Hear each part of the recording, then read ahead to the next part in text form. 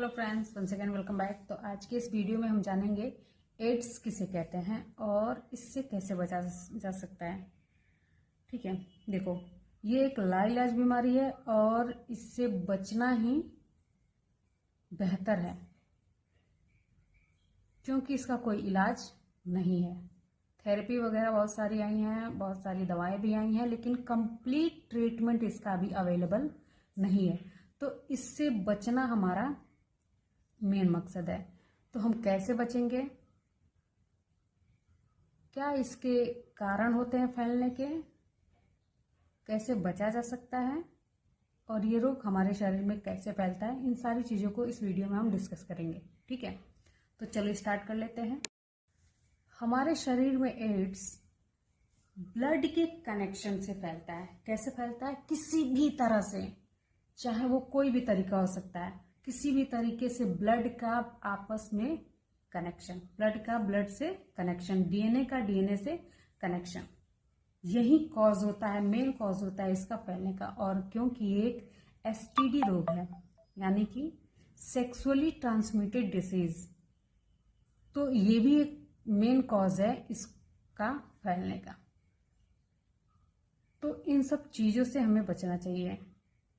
जैसे मान low blood का ब्लड से कैसे कनेक्शन होगा, तो आप डीएनए का डीएनए से कैसे कनेक्शन होगा, तो बाल कटवाया, नाखून कटवाया, इफेक्टेड अगर पर्सन कटवाया है या काटा है और आपने अगर उससे कट कर लिया बिना उस मतलब वो उसको साफ किए, बिना क्लीन किए, तो ये उससे फैल जाता है। उससे उस पर्सन में ट्रांसफर हो जाता है, चला जाता है।